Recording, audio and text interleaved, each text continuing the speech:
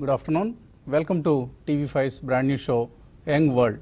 విద్య లేనివాడు వింత పశువు అనాదిగా మనం వింటున్నదే, వాడుతున్న సామెతే. అయితే విద్య నేర్చుకునే విధానాలు మాత్రం కాలానుగుణంగా మార్పులు చేసుకుంటూనే ఉంటాయి. నాటి గురుకులాల నుంచి నేటి టాలెంట్ స్కూల్స్, కాన్సెప్ట్ స్కూల్స్ వరకు విద్యా బోధనలో మార్పులు నిరంతర ప్రక్రియ. అయితే అన్ని రంగాల్లోనూ కోవిడ్కు ముందర తర్వాత అనుకుంటున్నట్లుగానే విద్యారంగంలోనూ కోవిడ్ తదుపరి పరిణామాలు శరవేగంగా మారుతున్నాయి.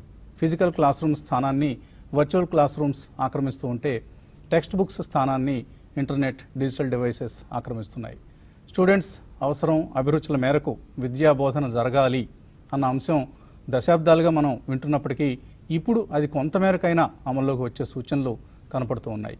కేవలం ఉన్నత వర్గాల వారి పిల్లలకు మాత్రమే 5 ఏళ్లలోపు ప్రీ స్కూల్ ఎడ్యుకేషన్ అందుతోంది. సుమారుగా 16 కోట్ల మంది దేశవ్యాప్త పిల్లలకు ప్రీ స్కూల్స్ చదువు గగన కుసుమమే. ఇక కాస్త కూస్తో స్తోమత ఉన్న మిడిల్ క్లాస్ వర్గాల వారి పిల్లలకు ప్రీ స్కూల్ ఎడ్యుకేషన్ దశాబ్దాలుగా వస్తున్న బోధనా పద్ధతులకే పరిమితం అవుతోంది.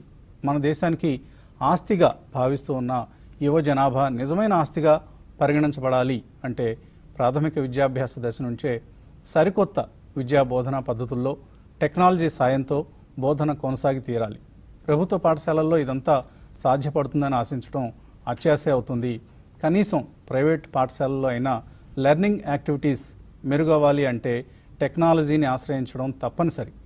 పిల్లల దృష్టి తమ ఎగ్జామ్ మార్క్స్ పట్ల కాకుండా తమ సబ్జెక్టుపై అవగాహన పెంపొందే దిశగా ఉండాలన్నా, అలాగే బట్టి పరీక్షలు రాసే పద్ధతికి భిన్నంగా వాళ్లలో తెలివితేటలు పెంపొందించే దిశగా సాగాలన్నా సరికొత్త బోధనా పద్ధతులు లేదా పెడగాగి డెవలప్ చేయాలి, అమలు చేయాలి కూడా.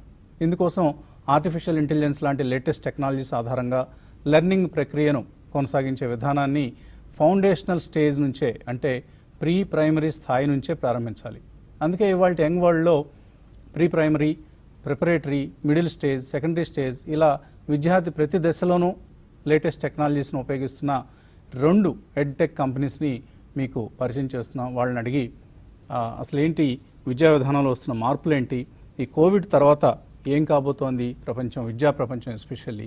సో విద్యా విధానంలో మనం రాబోయే ఫ్యూ ఇయర్స్లో ఎటువంటి మార్పులు చూడబోతున్నాం, ఇలాంటి అంశాలన్నీ మనం మాట్లాడుకోబోతున్నాం. సో మనతో ఇవాళ ఈ యంగ్ వరల్డ్లో జాయిన్ అవుతున్నారు బటర్ఫ్లై ఎడ్యుఫీల్డ్స్ ఈ సంస్థ అసోసియేట్ వైస్ ప్రెసిడెంట్ శ్రీధర్ కూడా మనతో జాయిన్ అవుతున్నారు. సో ఆయన బటర్ఫ్లై ఎడ్యుఫీల్డ్స్ సంస్థను రిప్రజెంట్ చేస్తున్నారు. సో వాళ్ళ సంస్థ ఏం చేస్తుందో నాకంటే కూడా ఆయనే బాగా చెప్పగలుగుతారు. సో ముందుగా బటర్ఫ్లై ఎడ్యుఫీల్డ్, సో కంపెనీ పేరు వింటుంటే చాలా అలా సీతాకోచిలుకలు మా కళ్ళ ముందు మెదలాడుతూ ఉన్నాయి. సో ఏంటండి, what is this company about? So అంటే యాక్చువల్గా సైన్స్ అండ్ మ్యాథ్ లెర్నింగ్ని థియరటికల్ మోడ్లో నుంచి మేము కాస్త ప్రాక్టికల్ అప్రోచ్ తోటి పిల్లలకి మెటీరియల్స్ అవి కొంచెం అందుబాటులోకి తీసుకొచ్చి రెడీగా వాళ్ళంతటి వాళ్ళు స్వయంగా వాళ్ళ చేతులతో ఈ మోడల్స్ని, డిఫరెంట్ యాక్టివిటీస్ని పెర్ఫామ్ చేస్తూ వాళ్ళు స్వయంగా నేర్చుకోవడానికి ఇంకాస్త ఇంట్రెస్టింగ్గా బాగా ఎంగేజ్ అవ్వడానికి వాళ్ళకి అవకాశం ఉండేలాగా ఒక డిజైన్డ్ ప్రోగ్రామ్ లాగా తీసుకొచ్చి చేయాలన్నది మా ఇంటెన్షన్ అనమాట. సో అంటే మా పాతకాల పద్ధతులు అంటూ బట్టి చదువుకొని థియరీ బేస్డ్లో టెక్స్ట్ బుక్లో ఇలా ఉన్నాయి, సో ఇది చదువుకొని రేపు ఎగ్జామ్లో ఏదో దానికి సంబంధించిన క్వశ్చన్ వస్తుంది, అది వెళ్ళి రాసేద్దాము అన్న పద్ధతి నుంచి కొంచెం లెర్నింగ్ అనేది కాస్త వాళ్ళకి ఈజీగా ఉండేలాగా, ఏదైనా సరే కాన్సెప్ట్ మంచిగా ఈజీగా అర్థమయ్యేలాగా ఉండడం కోసం, అలాగే వాళ్ళు ప్రాక్టికల్గా కొంచెం కనెక్ట్ చేసుకోవడానికి అవకాశం ఉండేలాగా డైరెక్ట్గా వాళ్ళు కొన్ని మోడల్స్ని తయారు చేసుకొని వాళ్ళు రియల్ లైఫ్ అప్లికేషన్స్ తోటి కనెక్ట్ అవ్వడానికి అవకాశం ఉండేలాగా ఈ ప్రోగ్రామ్ని మేము డిజైన్ చేయడం జరిగింది. వాళ్ళు మామూలుగా ఇంగ్లీషు, తెలుగు ఇవన్నీ చదువుతారు కదా, వాటికి సంబంధించా లేకపోతే టెక్నికల్స్ అంటే సైన్స్ అండ్ మ్యాథ్ రిలేటెడ్ అనమాట.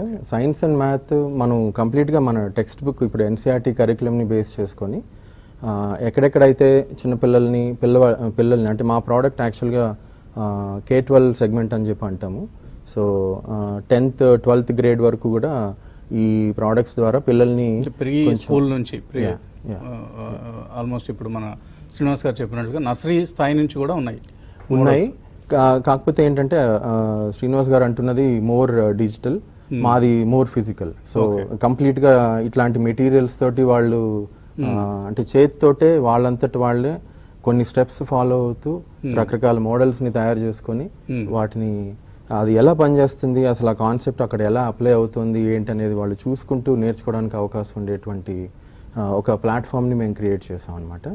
సో ఆ మెథడాలజీ తోటి అంటే లెర్నింగ్ బై డూయింగ్ అంటున్నాము, లేదా హ్యాండ్స్ ఆన్ లెర్నింగ్ అని అంటున్నాము. ఆ మెథడాలజీని మేము స్కూల్స్కి తీసుకుని మనం మామూలుగా కొంత వొకేషనల్ ట్రైనింగ్ కూడా ఇవ్వాలి పిల్లలకి కరికులంలో భాగంగా.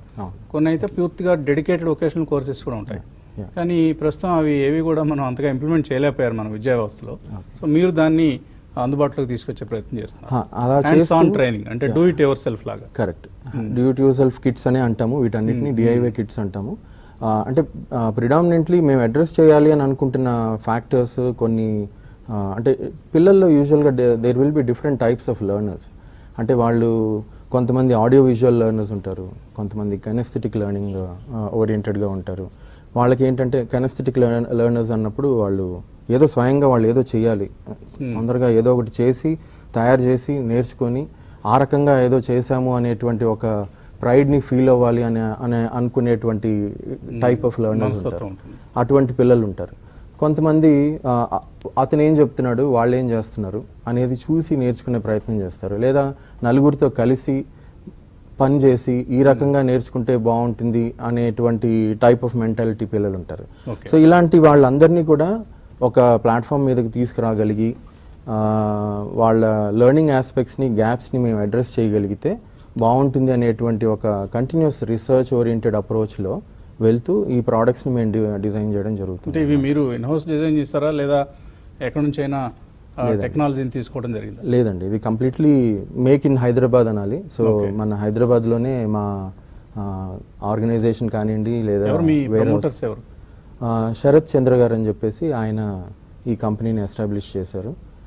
2005 నుంచి మేము ఉన్నాము. 2008 నుంచి స్కూల్స్తో వర్క్ చేస్తున్నాము. సో లాస్ట్ 12 yearsగా స్కూల్స్తో వర్క్ చేస్తూ ఈ ప్రోడక్ట్ని చాలా క్లోజ్గా టీచర్స్కి, స్టూడెంట్స్కి తీసుకువెళ్తూ ఇందులో ఎప్పటికప్పుడు తీసుకురావాల్సిన మార్పులు చేర్పుల్ని తీసుకొస్తూ కంటిన్యూస్ రీసెర్చ్ ప్రాసెస్ని ఫాలో అవుతూ మన ఇండియన్ స్కూల్ సిస్టంలో ఎటువంటి ప్రోడక్ట్ అయితే పిల్లలకి బాగా ఉపయోగపడుతుంది, నప్పుతుంది అనేటువంటి ఆస్పెక్ట్స్ని దృష్టిలో ఉంచుకుంటూ డిజైన్ చేసుకుంటూ వచ్చామన్నమాట.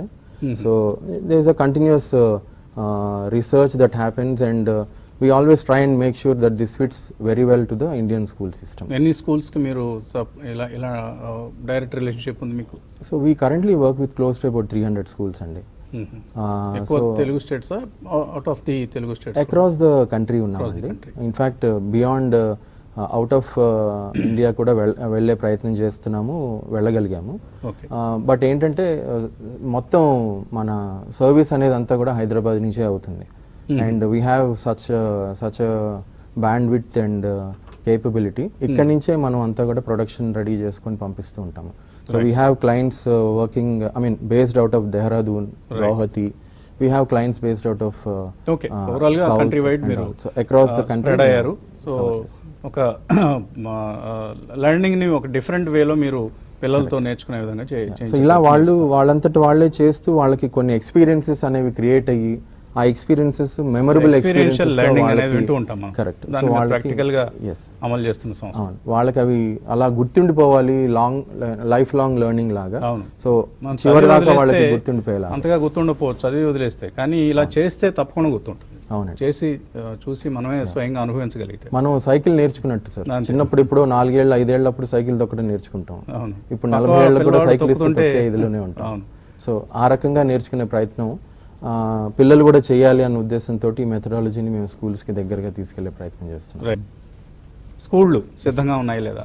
సో ఇటువంటి ఇన్వెస్ట్మెంట్ని పేరెంట్స్, స్టూడెంట్స్ ఏ విధంగా భరించాలి, ఈ విషయాల గురించి చిన్న బ్రేక్ తర్వాత మాట్లాడుకుందాం.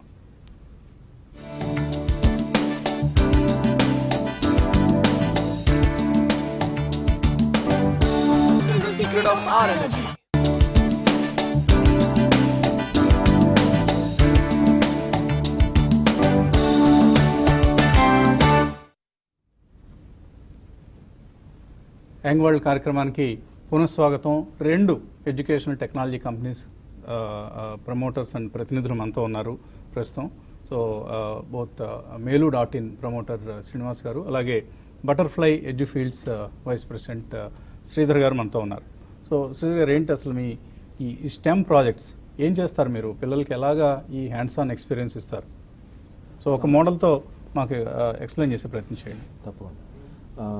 సో కాన్సెప్చువల్లీ మనం టెక్స్ట్ బుక్లో ఉన్న కొన్ని టాపిక్స్ని తీసుకొని, సైన్స్ అండ్ మ్యాథ్ రిలేటెడ్ వాటిని తీసుకొని మనం పిల్లలకి ప్రాక్టికల్ ఎక్స్పీరియన్స్ ఏ రకంగా ఇవ్వచ్చు అనే ప్రయత్నంలో వీటిని డిజైన్ చేసామని అని చెప్పుకున్నాం. సో 6th క్లాస్లో మ్యాగ్నెటిజం అని, ఎలక్ట్రిసిటీ అని, వీటన్నిటి గురించి కొంచెం ఇంట్రడక్షను, మ్యాగ్నెట్స్ ప్రాపర్టీస్ వీటన్నిటి గురించి చదవడం, తెలుసుకోవడం అది చేస్తారు. అండ్ అప్పటికి వాళ్ళకున్న కొంత అవగాహనని బట్టి మ్యాగ్నెట్ అనగానే వాళ్ళు యూజువల్గా అట్రాక్షన్ అన్న దానికి కనెక్ట్ అవుతూ ఉంటారు. మ్యాగ్నెట్స్లో అట్రాక్ట్ అవుతాయి మ్యాగ్నెట్స్, వాటి మధ్య పొలారిటీ వల్ల అది అని. సో అట్రాక్షనే కాదు, రిపల్షన్ అనేది కూడా ఉంది అనేది చెప్పడం కోసం ఆ రిపల్షన్ ప్రిన్సిపల్ని బేస్ చేసుకొని తయారు చేసిన ఒకనొక మోడల్ అనమాట. సో ఇక్కడ మనం ఈ పెన్సిల్ గాల్లో వదిలేస్తే పడిపోతుంది, కానీ ఇక్కడ అది పడదు, గాల్లో తేలుతూ ఉంటుంది. సో ఈ సినారియోని మనం ఎలా అచీవ్ చేయొచ్చు అనేటువంటి ఒక ప్రయత్నం పిల్లల ద్వారా మనం చేయిస్తాం అనమాట. సో వాళ్ళు ఇక్కడ అదే మ్యాగ్నెట్స్, వాటి ప్రాపర్టీస్ అవన్నీ అప్లై చేస్తూ చూసి, ఆ పెన్సిల్కి మీరు 2 మ్యాగ్నెట్స్ పెట్టారు. కరెక్ట్.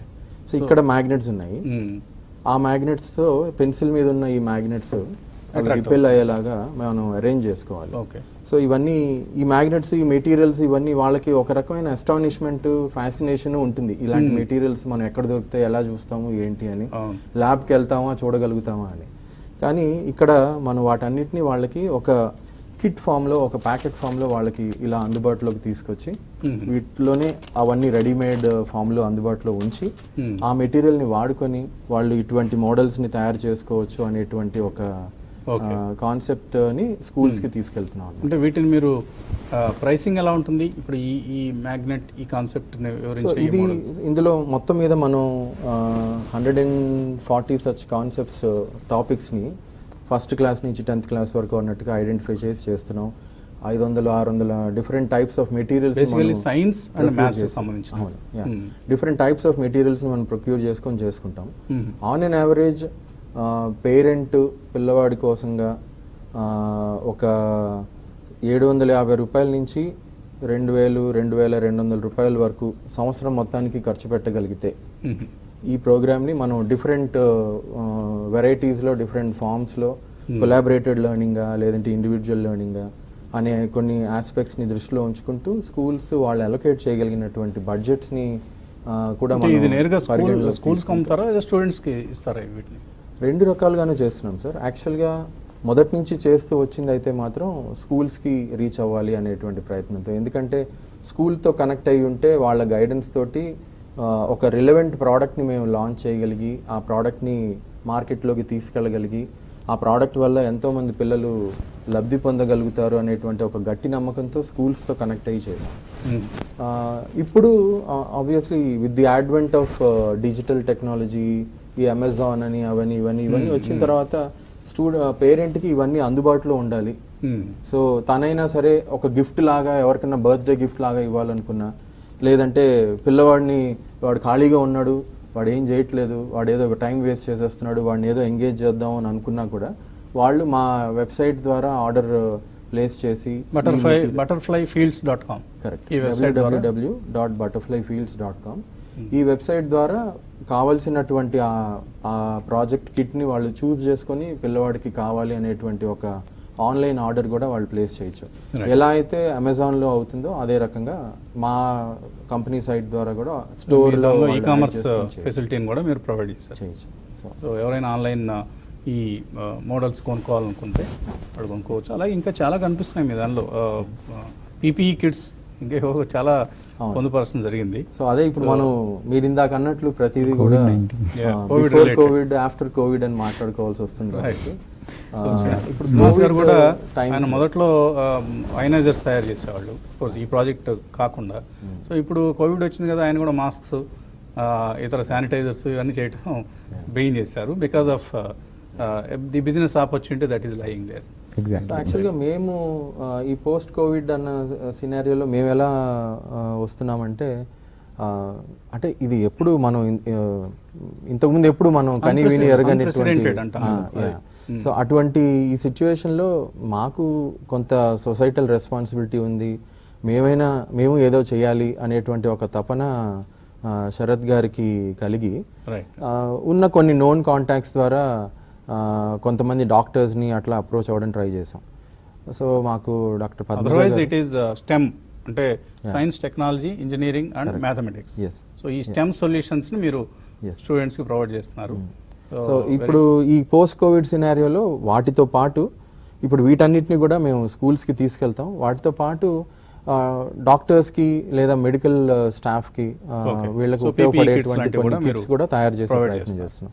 అది కూడా ఫీడ్బ్యాక్ని బేస్ చేసుకొని డాక్టర్స్తో క్లోజ్గా కాంటాక్ట్లో ఉంటూ వాళ్ళు ఎటువంటివి కావాలి అని అనుకున్నవి మనకి సబ్జెక్ట్ అది కాదు కాబట్టి దాని గురించి ఎలాబరేషన్ అవసరం లేదు. కొంతమంది కాలర్స్ మనకు కాల్స్ చేసి వాళ్ళ డౌట్స్ ఎక్స్ప్రెస్ చేసే ప్రయత్నం చేస్తున్నారు. కాల్స్ తీసుకుందాం. హలో. హలో, యా, మీ పేరండి? నా పేరు రామ్ అండి, విజయవాడ నుంచి. చెప్పండి రామ్. అయితే సార్, ఇప్పుడు ఆన్లైన్ ఎడ్యుకేషన్ గురించి వస్తే, ఇప్పుడు చాలా మంది ఆన్లైన్ ఎడ్యుకేషన్ అంటున్నారు. కానీ ఇప్పుడు ఈ ఆన్లైన్ ఎడ్యుకేషన్ లో మన పిల్లలు స్కూల్లో ఉంటేనే సరిగ్గా మాట వింటారు, ఇంక ఈ ఆన్లైన్ ఎడ్యుకేషన్ లో ఏమంటారని చెప్పండి ఆన్లైన్ ఎడ్యుకేషన్ పెడుతున్నారు.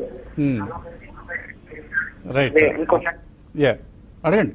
ఈ ప్రాజెక్ట్ ఇది స్కూల్ ఖర్చు ఎంతవరకు భరించగలని? స్కూల్స్ ఈ ఖర్చును ఎంతవరకు భరించగలవానా? అవునా. రైట్.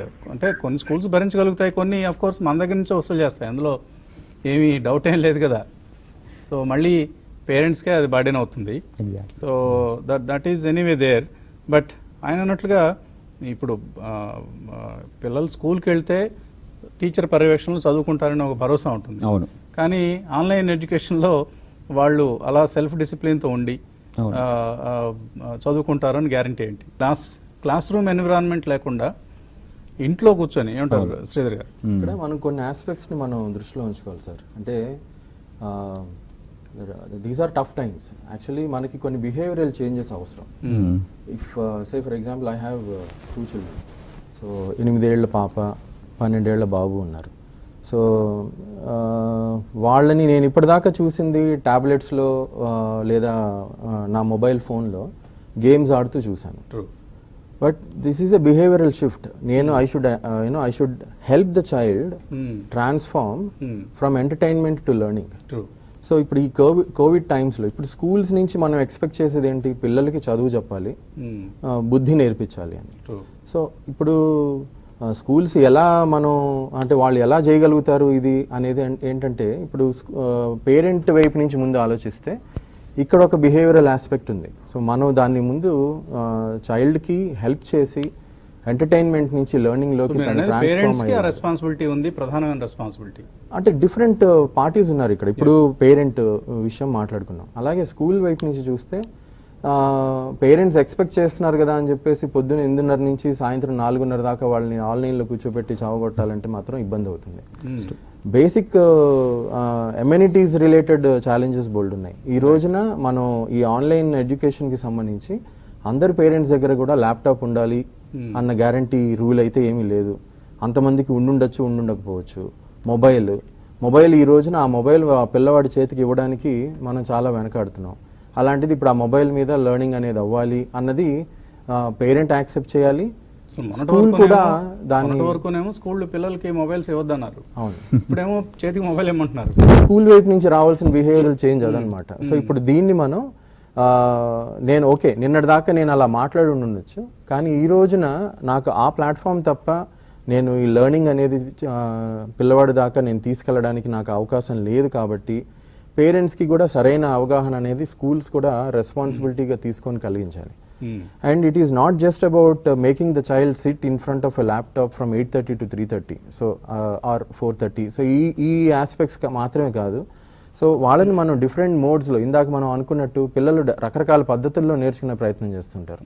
ఆ పద్ధతులు అన్నింటినీ కూడా మనం ఏ రకంగా అచీవ్ చేయగలుగుతాము. సో ఇప్పుడు వాళ్ళకి టీవీలో చూపించాము, చూస్తూ నిద్రపోవచ్చు.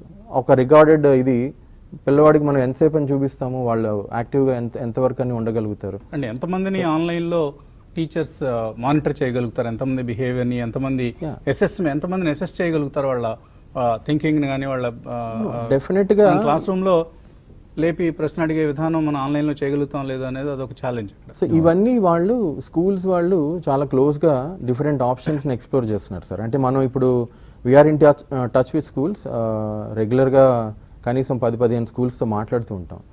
వాళ్ళు వీటన్నిటిని దృష్టిలో ఉంచుకొని డెఫినెట్గా ఒక బిహేవియరల్ చేంజ్ని తీసుకురావడానికి అండ్ స్టూడెంట్కి ఆ లెర్నింగ్ అనేది ఏ రకంగా అంటే కొన్ని వీడియోస్ చూపిస్తాం, కొన్ని ఒక half an hour to 1 hour వరకు లైవ్ సెషన్ మేము ఇక్కడ చెప్తూ ఉంటే వాళ్ళకి అది టెలికాస్ట్ అయ్యేలాగా ట్రై చేస్తున్నాము. అలాగే ఈ జూమ్ లాంటి అంటే వెబ్ సెషన్స్ ద్వారా కూడా పిల్లల్ని మనం ఏ రకంగా ఎంగేజ్ చేయొచ్చు అనేటువంటి ఇప్పుడు ఇటువంటి కిట్స్ని కూడా తీసి చూపించి టీచర్ చూపిస్తూ పిల్లలతో అక్కడ చేయించేటువంటి అవకాశం కూడా ఉండేటువంటి ఆప్షన్ని కూడా వాళ్ళు ఎక్స్ప్లోర్ చేస్తున్నారు.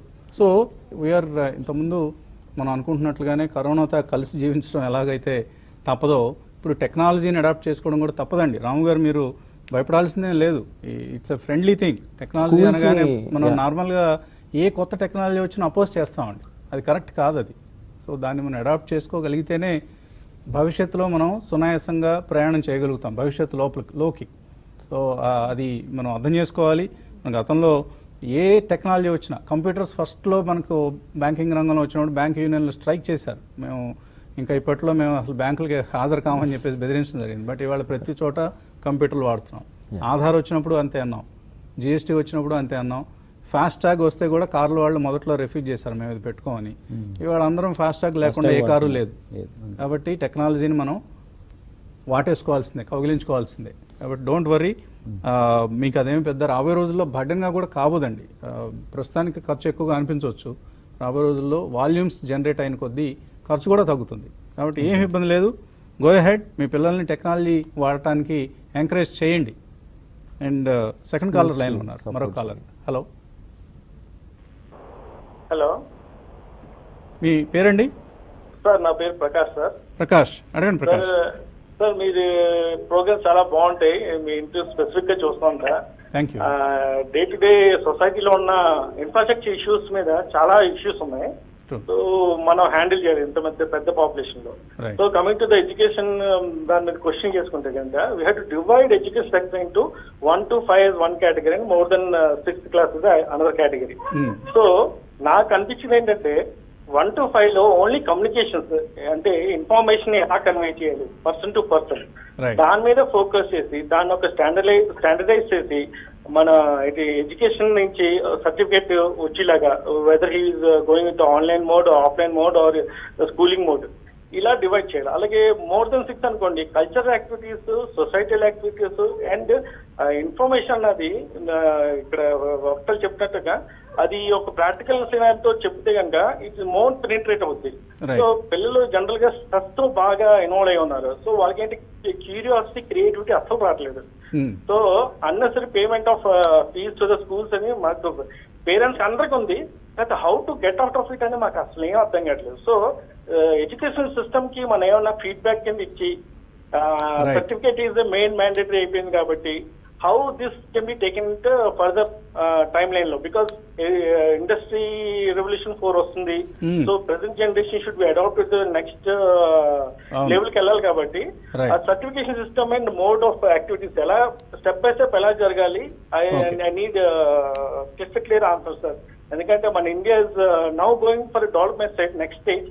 So education and medicine is these are the two, and law, these are 3 sectors which has to be revamped every year, day by day, or else we can't sustain sustainability రాదు. Correct. Okay అండి. So ఏంటి ఆయన అన్న ప్రశ్న అంటే communication abilities పెరగాలనేది basic ఆయన అన్న దానిలో ప్రధానమైన ఇతివృత్తం. అవును, మోస్ట్ స్కూల్స్ యాక్చువల్గా ఈరోజు మనం ఆలోచిస్తుంది కూడా అంటే నేను మళ్ళీ ఇదే బిహేవియరల్ చేంజ్ గురించి మాట్లాడుతున్నాను. బట్ ఏంటంటే మనం ఈ 21st century skills, learning skills అని చెప్పి మాట్లాడుతున్నాం. These are all about critical thinking, communication, creativity, problem solving skills, వీటన్నిటికీ. సో అంటే కొన్నిటిని దృష్టిలో ఉంచుకోవాలి సార్. ఒక్కొక్క పిల్లవాడు ప్రతివాడు ఒకే రకంగా నేర్చుకోడు అన్నది మనం ఇందాక మాట్లాడుకున్నాం. అదే రకంగా వాళ్ళలో అలాంటి రకరకాల పిల్లలకి కూడా ఇటువంటి అన్ని స్కిల్స్ వాళ్ళలో ఆ స్కిల్స్ని మనం నర్చర్ చేయగలిగితేనే రేపు వాళ్ళు they will be job ready. అంటే అన్ఫార్చునేట్లీ ఇండియన్స్ ఇన్